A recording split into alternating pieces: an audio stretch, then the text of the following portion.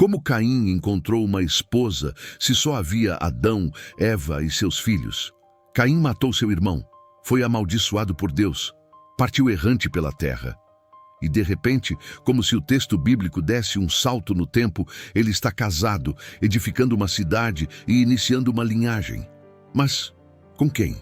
Se só existiam Adão, Eva e seus filhos, de onde veio a esposa de Caim? Essa pergunta tem sido usada por décadas, talvez séculos, como uma arma contra a credibilidade da Bíblia. Escarnecedores a apontam como uma contradição óbvia. Céticos a levantam como prova de que o relato de Gênesis não passa de um mito mal construído. E até mesmo muitos cristãos sinceros se sentem desconfortáveis, desviando do tema, sem saber como respondê-lo com convicção. Mas essa não é só uma dúvida intelectual. É uma ferida aberta na fé de muitos. Quando uma única pergunta não respondida se instala no coração, ela se transforma em brecha. E se a Bíblia estiver errada aqui, em que mais ela poderia estar errada? É justamente nesse ponto que muitos abandonam a fé. Não porque Deus tenha falhado, mas porque construíram sua fé sobre percepções rasas e leituras superficiais. A palavra de Deus nunca foi incoerente, mas nós fomos ensinados a enxergar com lentes frágeis, formadas mais pela tradição humana do que pela revelação divina. Neste vídeo, você não vai apenas encontrar uma resposta, vai encontrar um caminho.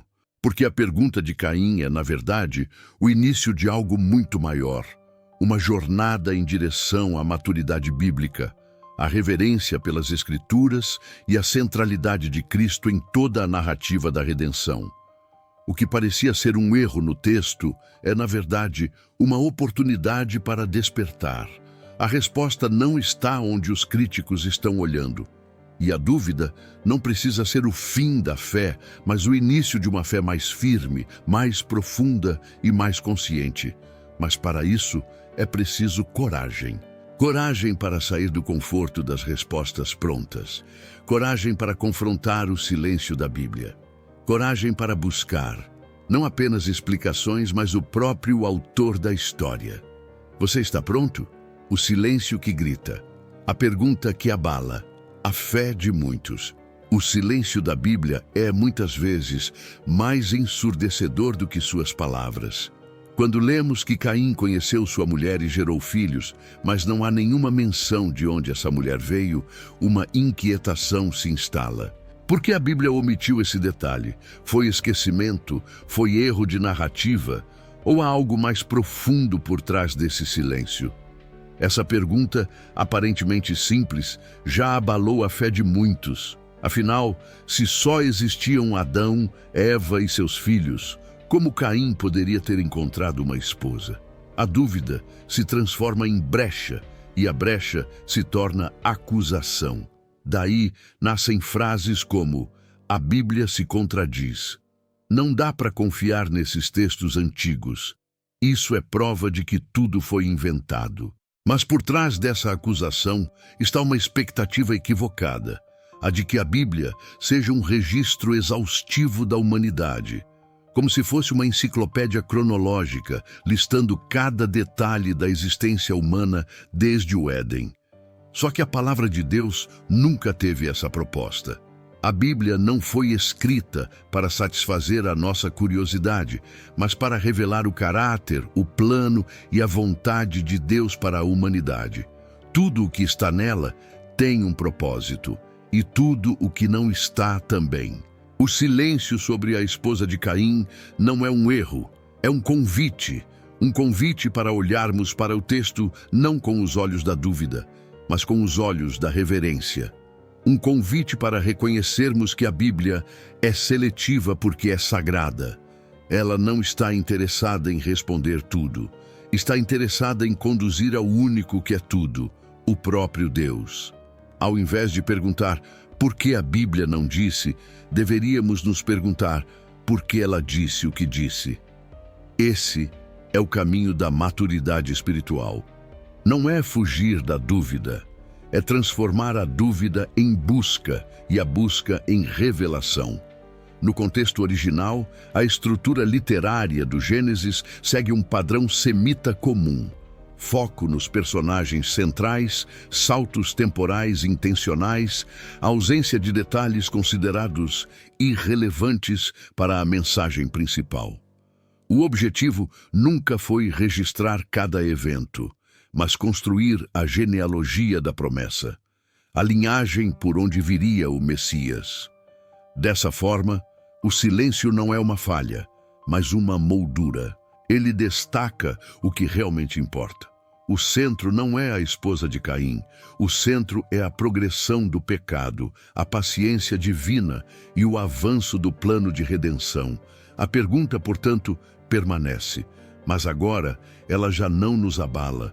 Ela nos posiciona, não como juízes da Escritura, mas como ouvintes humildes diante do Deus que revela o que é necessário, no tempo e na medida exata. A maior ilusão que muitos carregam ao ler as Escrituras é a de que estão diante de um texto completo, detalhado, cronológico, onde tudo o que Deus fez está registrado de forma exaustiva.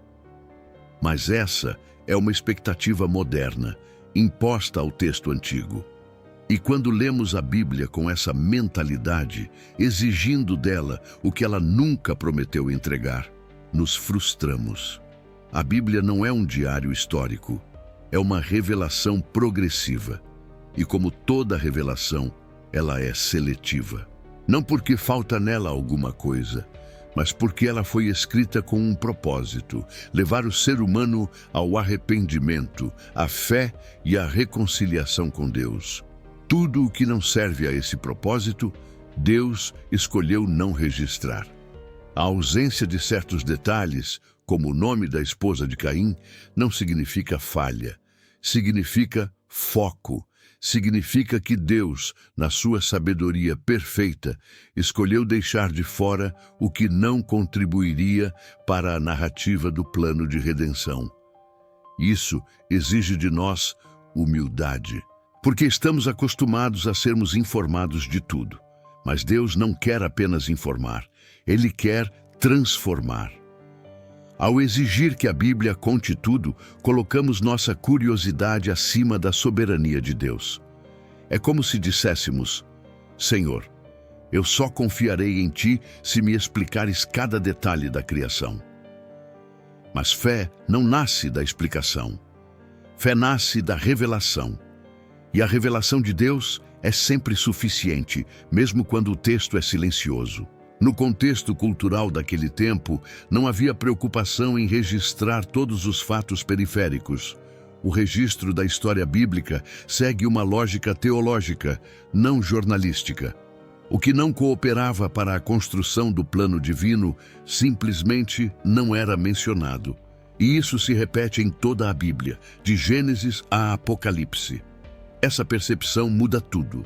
Porque ao invés de exigir que o texto se encaixe nas nossas categorias mentais, passamos a nos submeter ao texto como ele é. Uma palavra viva, inspirada, intencional, que sempre aponta para Cristo, mesmo quando parece não dizer nada. O que a Bíblia escolhe não contar nos ensina tanto quanto o que ela revela. Porque o silêncio de Deus, quando compreendido à luz de sua glória, se transforma em um chamado. Confie em mim, mesmo quando não entender. Porque eu sou o autor dessa história, e tudo o que você precisa saber está aqui. Esse é o tipo de leitura que aprofunda a fé, que abre os olhos, que coloca o homem no seu lugar, não como intérprete soberano do texto, mas como servo diante da palavra eterna. A Bíblia diz que Adão viveu 930 anos. Durante esse tempo, ele gerou filhos e filhas. Mas quantos? Quais os nomes? Em que ordem nasceram? O texto não diz. Não porque seja irrelevante no sentido humano, mas porque não é essencial no plano divino. O foco da revelação não está na contabilidade genealógica, está na promessa da redenção. Mesmo assim, é importante entender: Adão e Eva não tiveram apenas Caim, Abel e Sete. Eles tiveram muitos outros filhos. E é dentro desse contexto que a história de Caim se desenrola. Ele não se casou com uma mulher desconhecida caída do céu. Ele se casou com uma das descendentes de Adão e Eva, provavelmente uma irmã ou sobrinha, conforme o desenvolvimento natural das primeiras gerações humanas. O choque dessa ideia vem da nossa leitura moderna, não da realidade do texto. Esperamos que a Bíblia diga tudo explicitamente, mas ela não se curva às exigências da nossa cultura. Ela revela o que é necessário e oculta o que exige maturidade para entender. Essa geração perdida, composta pelos filhos e filhas não nomeados de Adão e Eva, não está perdida para Deus. Está implícita no texto, visível para os que têm olhos espirituais treinados para reconhecer os padrões da revelação. O foco do Gênesis nunca foi a totalidade dos descendentes, mas a progressão da linhagem que conduz à promessa. O problema surge quando tratamos o texto como um registro biográfico linear, quando, na verdade, ele é teológico e profético. O nome dos irmãos de Caim pode não estar lá, mas sua existência é evidente pelo fluxo narrativo. Deus não escondeu isso.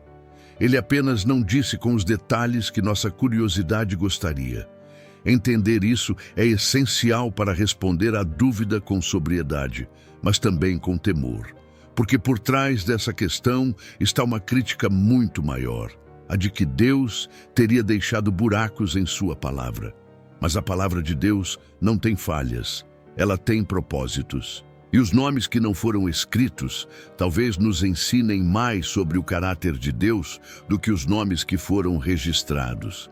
Em vez de nos fixarmos na ausência, devemos perguntar: por que os nomes mencionados são exatamente esses? O que eles anunciam? Que história estão ajudando a construir? E ao fazer isso, percebemos que cada linha da Escritura é parte de um plano majestoso, onde nada falta e nada sobra. As genealogias bíblicas não são listas de nomes aleatórias. Elas são mapas espirituais. Cada nome mencionado, cada linha traçada, serve a um propósito teológico maior. E esse propósito é sempre o mesmo: conduzir a linhagem da promessa, a descendência que culminaria na vinda de Cristo. Por isso, a ausência de certos nomes não é uma falha, é uma escolha.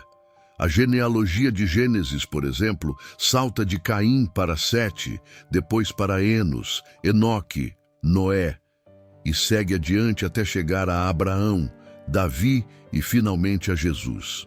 Essa sequência não está interessada em contar todos os nascimentos da humanidade, mas em traçar a linha messiânica que seria usada por Deus para salvar a humanidade. Se tentarmos ler essas genealogias como registros civis, perderemos seu real valor. Elas não querem provar a existência de todos. Querem provar a fidelidade de Deus ao seu plano eterno. A Bíblia não é um arquivo biológico da espécie humana. É uma revelação progressiva da obra de redenção, onde cada nome carrega uma história e cada omissão aponta para um foco maior. No contexto original, as genealogias hebraicas eram construídas com intencionalidade literária. Era comum omitir gerações, destacar apenas os nomes relevantes ou agrupar nomes por propósito narrativo. Isso não era engano, era estilo. Um estilo que transmitia verdade teológica por meio da forma, tanto quanto pelo conteúdo. Assim, a ausência da esposa de Caim na genealogia é natural. Ela não faz parte da linhagem que conduz à redenção. Seu papel é periférico na narrativa maior, e por isso não foi registrada. O texto bíblico sempre ilumina o que aponta para Cristo e ofusca o que pode desviar do foco principal. Essa compreensão protege nossa fé da armadilha da superficialidade. Não nos deixa vulneráveis às acusações de incoerência. Ao contrário, nos revela um Deus sábio que escreve uma história com precisão divina. Nada está ali por acaso e nada está ausente sem razão. Ao perceber isso, somos chamados a olhar para as Escrituras com reverência renovada. As genealogias não são apenas listas de nomes, são testemunhos do cuidado de Deus ao preservar, geração após geração, a semente prometida, aquele que viria a esmagar a cabeça da serpente. E entender isso muda tudo, porque nos tira da posição de leitores críticos e nos coloca no lugar certo, como herdeiros dessa mesma promessa, participantes de uma história que começou no Éden, passou por Caim, atravessou os séculos e chegou até nós. Quando lemos que Caim edificou uma cidade, imediatamente surge uma tensão no coração do leitor atento. Como alguém sozinho, supostamente vivendo em uma terra recém-povoada, pode construir uma cidade? E mais ainda, para quem? A resposta está na leitura atenta e no entendimento do que a Bíblia quer dizer com cidade naquele contexto. No mundo antigo, uma cidade não era necessariamente uma metrópole com ruas pavimentadas, muralhas imponentes e multidões. A palavra usada podia se referir a um agrupamento familiar estruturado, um núcleo de moradia com certa organização e senso de posse coletiva. Bastava um líder, uma linhagem em crescimento e uma estrutura rudimentar de convívio social para que o termo cidade fizesse sentido. Mas há algo ainda mais profundo nessa cena. O fato de Caim ter edificado uma cidade logo após ter sido condenado a vagar pela terra revela uma tentativa clara de resistir ao juízo divino. Em vez de aceitar o exílio como uma chance de arrependimento, Caim buscou estabelecer raízes por conta própria. A cidade que ele constrói não é só um assentamento humano, é uma afirmação de autossuficiência. É a primeira vez na Bíblia que vemos o homem tentando erguer algo que substitua a presença de Deus. Fora do Éden, mas ainda com memória do Éden, Caim decide construir um lugar que sirva como refúgio, mas sem Deus no centro. A cidade de Caim é, portanto, um símbolo da humanidade tentando encontrar segurança, identidade e propósito fora da obediência ao Criador. A Bíblia faz um contraste entre dois tipos de construções. A cidade de Caim, fruto da fuga e da rebeldia, e a cidade de Deus, construída com base na fé e na promessa. Enquanto Caim edifica em fuga, os patriarcas andam por fé. Enquanto Caim levanta muros, Abel havia erguido um altar. Enquanto Caim busca permanência por meio da arquitetura, a fé verdadeira espera a cidade que tem fundamentos, da qual Deus é o arquiteto e edificador. O que está em jogo aqui não é apenas urbanismo, é uma questão de onde colocamos nossa esperança. Caim tenta estabelecer o que perdeu pelo pecado. Uma vida segura, estável, produtiva, mas sem restauração interior. E esse é o retrato de boa parte da humanidade até hoje. Construir para fugir do vazio, trabalhar para compensar a culpa, edificar sem jamais se render. Mas uma cidade sem Deus é só um esconderijo frágil. E cedo ou tarde, suas paredes desmoronam. Porque não importa o que construamos. Se o Senhor não edificar a casa, em vão trabalham os que a edificam. Caim levantou uma cidade, sim, mas perdeu o altar. E sem altar, não há comunhão, não há sacrifício, não há redenção. Com Abel morto e Caim expulso, o mundo de Adão e Eva mergulha em silêncio. A dor, o luto, a perda da esperança visível.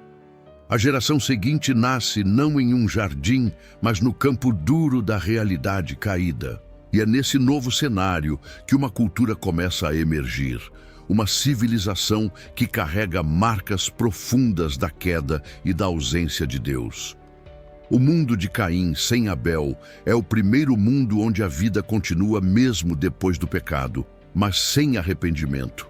É o mundo onde se constrói, mas não se adora, onde se multiplica, mas não se consagra, onde o nome do Senhor não é invocado, O ambiente que surge após a morte de Abel é carregado de movimento, mas vazio de sentido. Caim gera filhos. Seu descendente Lameque é o primeiro a praticar a poligamia. É também o primeiro homem registrado a cantar um cântico, não para Deus, mas para si mesmo. Um hino à vingança, à violência, à autoglorificação. É assim que a cultura de Caim se espalha. Não é uma cultura neutra. É uma cultura que avança sem altar, sem submissão, sem temor. O que vemos nos versos que descrevem os descendentes de Caim é o surgimento da música, da metalurgia, da pecuária organizada, conquistas culturais importantes. Mas todas elas nascem fora do ambiente da adoração. São dons desviados de seu propósito original. A criatividade humana floresce, mas desconectada do Criador. E é exatamente aqui que precisamos refletir, porque a cultura de Caim continua viva até hoje. Ela está nas estruturas que brilham por fora, mas estão vazias por dentro. Está nos sistemas que produzem beleza, arte, tecnologia, mas ignoram o Deus que deu ao homem a capacidade de criar. Está nos lugares onde o nome de Deus é omitido e o nome do homem é exaltado. Essa civilização sem Abel representa o avanço de um mundo que aprendeu a viver sem irmãos, sem comunhão e sem altar. Um mundo que aceita a morte como preço, desde que possa manter a construção em andamento. Um mundo onde o sangue derramado é esquecido rapidamente para que os projetos não parem. Mas a ausência de Abel é um lembrete, um clamor que não pode ser silenciado. Porque sem justiça, sem verdade, sem reconciliação, tudo o que se constrói é areia.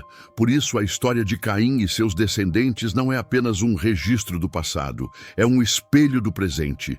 É uma advertência silenciosa àqueles que constroem sem se curvar, que prosperam sem se quebrantar, que multiplicam sem glorificar.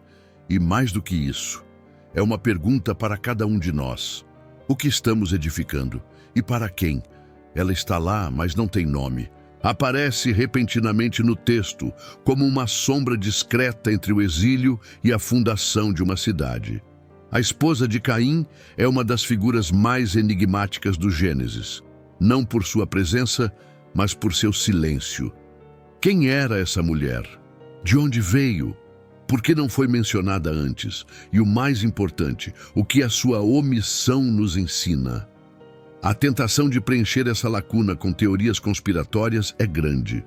Muitos recorrem a suposições extrabíblicas, especulando sobre raças pré-adâmicas, civilizações paralelas ou mitos antigos que não têm qualquer respaldo nas Escrituras. Mas esse tipo de abordagem, em vez de iluminar, obscurece. Em vez de fortalecer a fé, semeia confusão. Porque a revelação de Deus não precisa de enfeites humanos, ela é suficiente por si só. A resposta mais simples e mais fiel ao texto é também a mais antiga entre os intérpretes fiéis.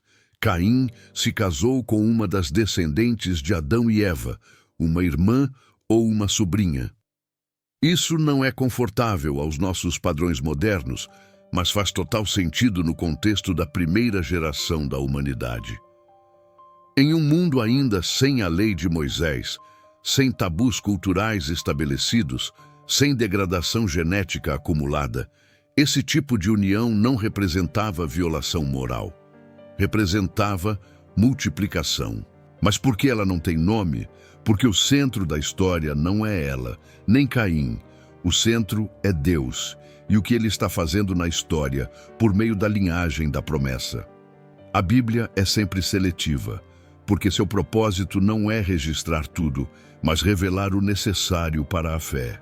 A ausência do nome dessa mulher nos ensina que nem tudo o que é importante é central. Ela foi importante para a continuidade da vida, para o nascimento da próxima geração. Mas sua identidade não era parte da mensagem redentora que Deus estava traçando. E isso nos mostra algo essencial. Nem toda curiosidade é santa. Algumas perguntas são trampolins para a verdade, outras, distrações do foco eterno. A figura da esposa de Caim também serve como sinal, um lembrete de que Deus permitiu a vida continuar mesmo após o primeiro assassinato. Mesmo com o solo manchado pelo sangue de Abel, Deus não encerrou a história.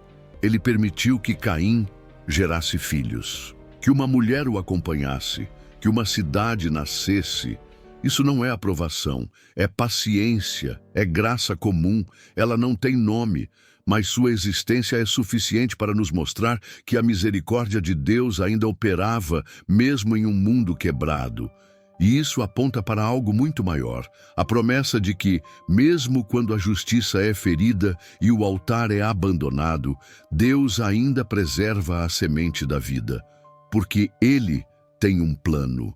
E esse plano não seria interrompido por sangue derramado, nem por cidades construídas sem altar. A mulher sem nome é, na verdade, um eco do cuidado divino em meio ao caos. Uma lembrança silenciosa de que a história continua, mesmo quando o pecado parece ter vencido. Muito antes de Moisés subir ao Sinai, antes que existisse uma tábua de pedra, antes que o incesto fosse declarado pecado, o mundo já girava sob a consciência de um Deus que tudo vê. A moral não começou com a lei. A lei revelou, sistematizou e confirmou aquilo que já estava presente, ainda que de forma instintiva, no coração humano. Quando falamos de Caim casando-se com uma irmã, é impossível não sentir o peso da estranheza. À luz da ética moderna, isso seria inaceitável. Mas julgar o princípio da criação com as lentes de hoje é cometer um erro grave. É impor critérios temporais sobre verdades eternas. No início, a humanidade precisava se multiplicar a partir de um único casal. E para isso, os primeiros relacionamentos ocorreram entre irmãos. Não havia outra opção. Mas mais do que isso, não havia a corrupção genética acumulada que hoje torna tais uniões perigosas. O material humano ainda era puro, recente, intacto em sua estrutura biológica. A degeneração que conhecemos hoje como consequência da queda ainda não havia se aprofundado a ponto de tornar tais relações destrutivas. No contexto original, tais casamentos não representavam quebra moral. A transgressão só ocorre quando a ordem divina é desobedecida, e naquele tempo não havia proibição. O pecado não está no ato isolado, mas na rebelião contra a palavra revelada. E a palavra, até então, não havia declarado isso como impuro. Quando a lei veio, ela proibiu essas práticas. Não porque Deus mudara, mas porque o estágio da humanidade exigia outra direção. A santidade sempre foi o padrão, mas sua aplicação se intensifica conforme Deus revela mais de si mesmo. A moralidade bíblica é progressiva em sua revelação, mas sempre absoluta em sua fonte. Esse princípio nos ensina algo vital. O pecado não se define pelo constrangimento humano, mas pela oposição à vontade revelada de Deus. O que nos parece errado hoje nem sempre foi julgado da mesma forma no início. E isso não faz de Deus um ser volúvel, mas um educador que conduz a humanidade em estágios, como um pai guia um filho pequeno, com paciência, com firmeza, com sabedoria. A história da humanidade é a história da revelação crescente de Deus, e onde não havia lei, não havia transgressão imputada. Mas ainda assim, o pecado já operava, não como infração legal, mas como separação espiritual. O problema maior sempre foi esse, um coração que vive sem altar. Por isso, o casamento de Caim não é o centro do escândalo. O verdadeiro escândalo foi seu coração endurecido, sua recusa em se quebrantar, seu desejo de perpetuar vida sem se reconciliar com o Deus da vida. A moral antes de Moisés nos lembra que não basta viver. É preciso viver em obediência. Mesmo quando não há lei escrita, a consciência responde ao Criador. E o que Caim construiu não pode apagar o que ele se recusou a restaurar, sua comunhão com Deus. Caim matou o próprio irmão e, em vez de se arrepender, tentou esconder o sangue com palavras frias. Sou eu o guardador do meu irmão. Foi a sua resposta diante do Deus que tudo vê. Mas o que vem depois é o que surpreende. Deus não o destrói. Deus o envia, Deus o marca. A ferida era profunda. O chão havia sido manchado. O primeiro assassinato da história não podia ser ignorado. A justiça de Deus se manifesta. Caim seria amaldiçoado, vagaria como errante, sentiria o peso do que havia feito, mas ainda assim seria protegido. É nesse momento que surge um dos gestos mais intrigantes de todo o Gênesis. Deus coloca um sinal sobre Caim, não para destruí-lo, mas para que ninguém o matasse. Um símbolo, uma marca, um limite. Não sabemos qual foi esse sinal. A Bíblia não revela, e não precisamos saber. O que importa não é a forma do sinal, mas o coração do Deus que o deu. Em um tempo sem leis escritas, sem instituições de justiça, sem cidades organizadas, esse sinal era uma declaração pública.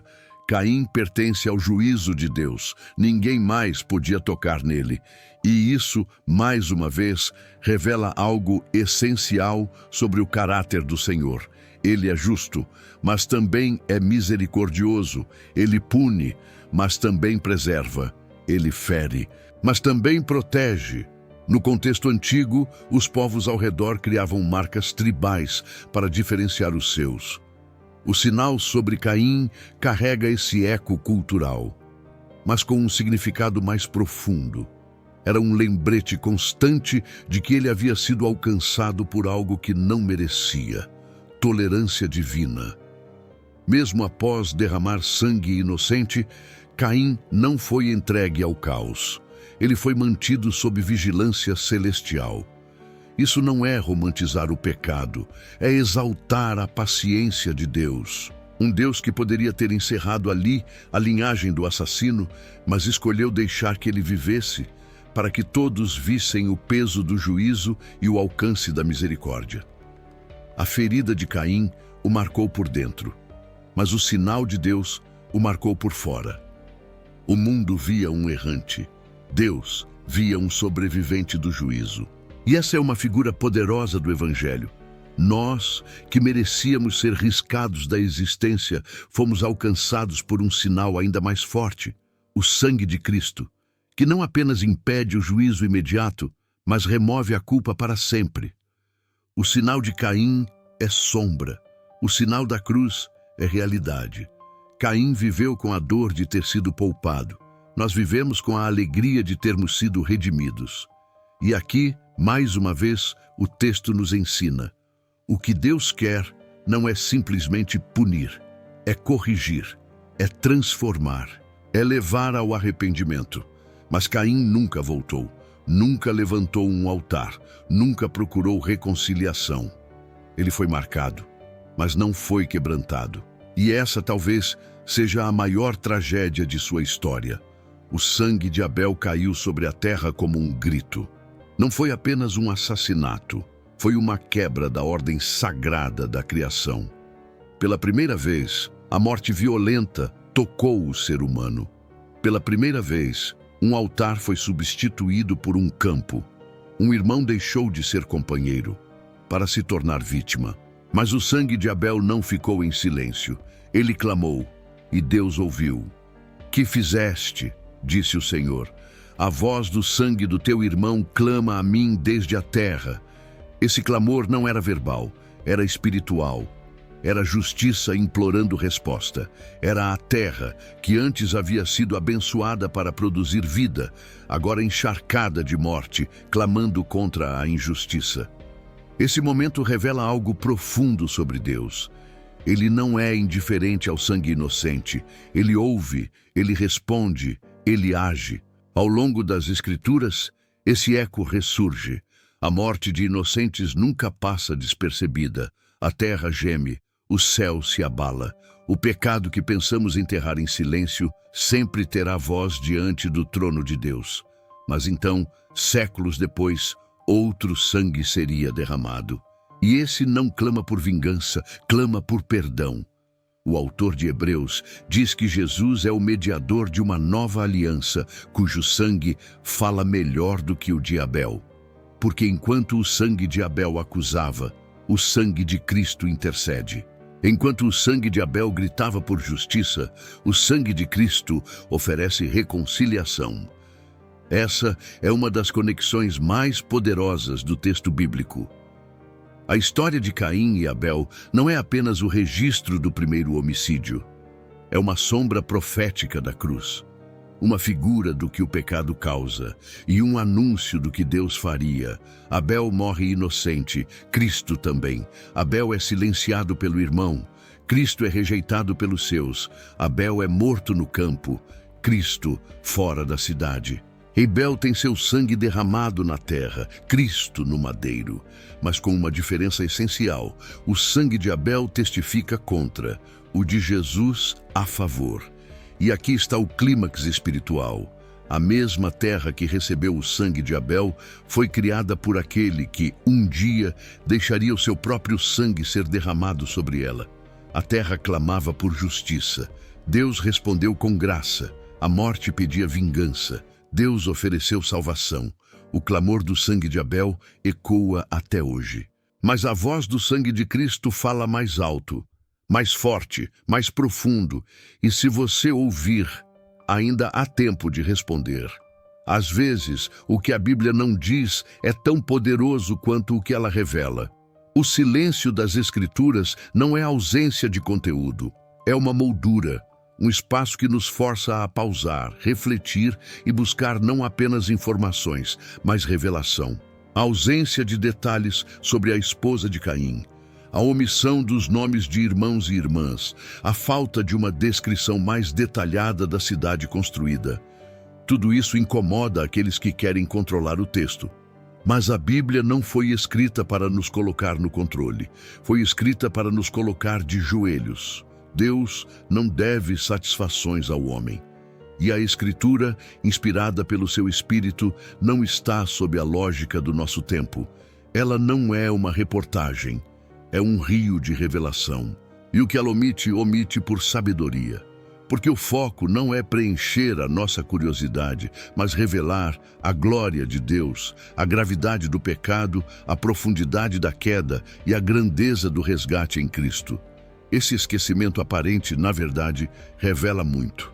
Mostra que a Bíblia não está tentando provar nada a ninguém. Ela não se molda para agradar céticos, nem se adapta à ciência moderna. Ela simplesmente proclama o que Deus decidiu tornar conhecido. E isso basta.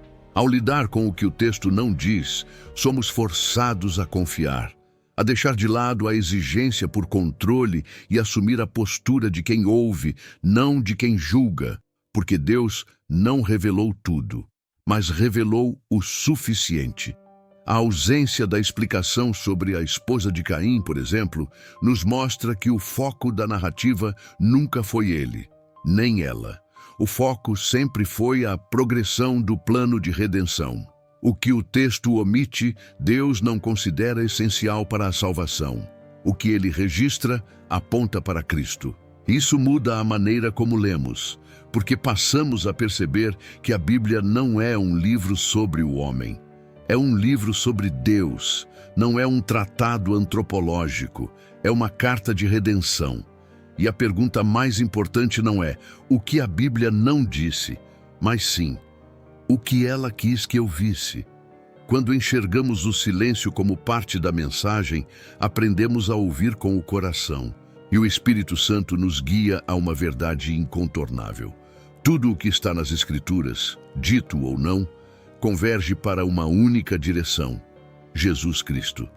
O centro não está nos detalhes perdidos da narrativa. O centro está no Cordeiro, no altar, na promessa, na cruz. E tudo o que a Bíblia escolhe não dizer, nos empurra para o que jamais podemos ignorar. A pergunta ecoou por séculos: de onde veio a esposa de Caim? Mas agora, ao final desta jornada, descobrimos que essa não é a pergunta mais importante.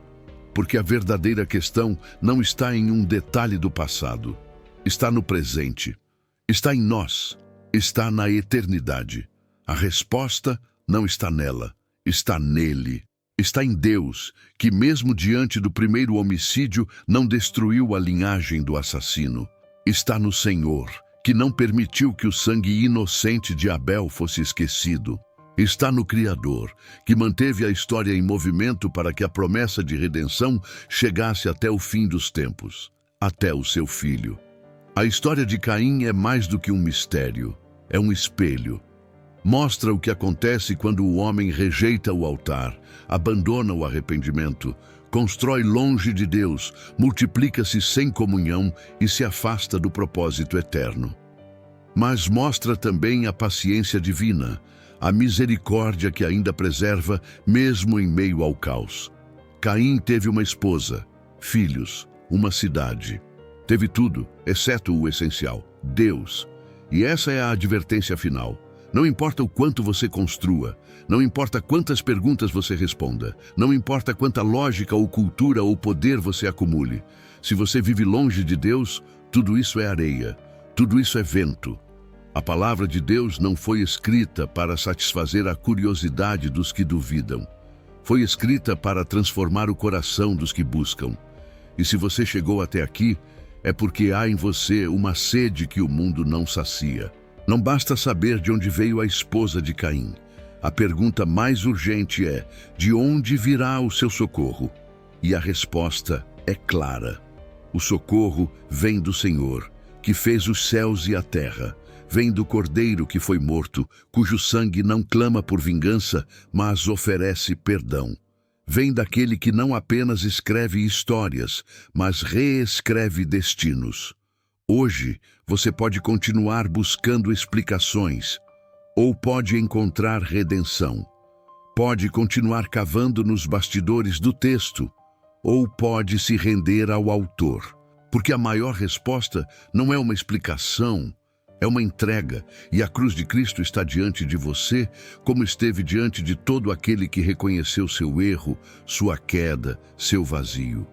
Ela não responde todas as perguntas, mas responde a mais importante. Há esperança para mim? Sim, há. E o nome dessa esperança é Jesus.